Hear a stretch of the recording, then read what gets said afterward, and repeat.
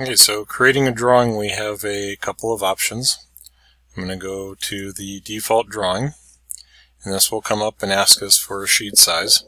If you only show standard formats as checked, you're going to have the ISO A0, which is going to be the huge, and A4. Interesting, that one came up looking more like a portrait. So, well, let's go over to the ANSI landscape. And so one of the things we're going to want to do is revise these templates. But for the first go around, we'll pick the landscape, see what we're getting, and then we'll decide whether to modify this or create one from new. Okay, so I create the drawing template comes in with the title block and the information. I'm going to browse back and pick one of the first figures, so the 655, and we import it. If we're in model view, then I'm going to tell it to create the multiple views. I don't know exactly which ones I'm going to need, so I'll bring in the standard front, top, right, and isometric view and put those in place and get them rough positioned. They have alignment, so the front view is our parent. The top view will move up and down in relation, but not side to side. The right view will move left to right, but not up and down. And we can break alignment and add additional alignments if we need to, but on our first go around, we're just looking to create some basic geometry. All right, so at this point, I can go back over to the annotations, set the smart dimensions, and then let's pick a couple of locations. One of the rules that we're going to encounter for drawings, if I don't put any kind of dimension on this, then I probably don't need it as a view. So we have our heights, and also we are still in the ISO standard, which means that my vertical dimensions will be along the extension line instead of horizontal. When some of these drawings get a little complicated, that's kind of nice to have that that vertical, but again, it's a preference. All right, and since that one is 500, but we don't have the notation that it is through, maybe I'll go over and do a call out and see if it picks it up as 0.50 through. And then we'll add a few positioning dimensions.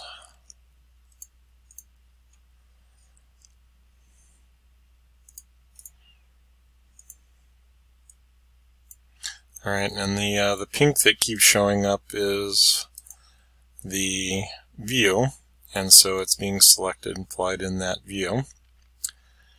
Let's see, we have some other dimensions.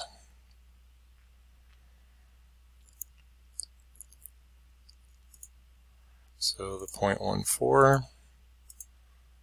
whoops, missed that one, so let's go back in, did a Control Z and it kicked me out, so we're going to go back and apply the 1 inch.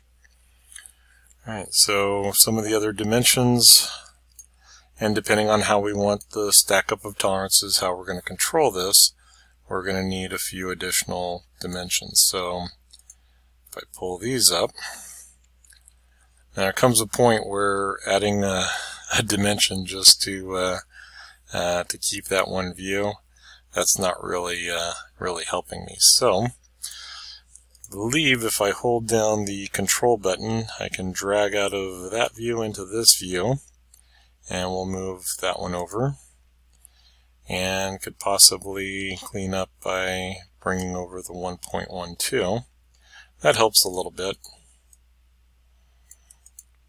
Alright, and then so we still have those, so maybe it was the Alt. So I'm just going to select and hit delete on the keyboard.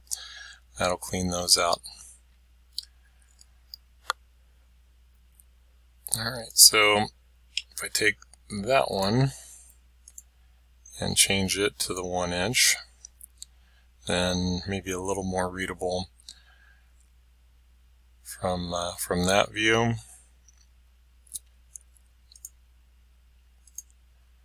then the 1" 400. If we're going to stay with the centering, then I also need the dimension that's going to place it. So if I do the little zoom, you can open these up a little bit.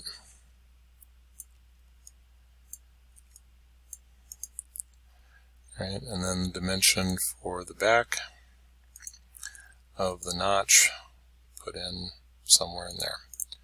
Alright, so a little busy, not too bad. Notice that, let's see, the material did not come over. So let's do a rebuild and see if it populates any of that. So there's figure 655. The material didn't come over. I was expecting that to populate. And so the drawing number, the revision, none of those have been applied. But that gives us our first view of the drawing. So if I go ahead and save this, yes, update the views, and then this becomes figure 655, solid drawing. Alright, at this point I can close this, and this would be my drawing document if I want one part per sheet. The downside to doing one part per sheet is that when I go to print, I'm going to have to open up each of the sheets, hit print, and then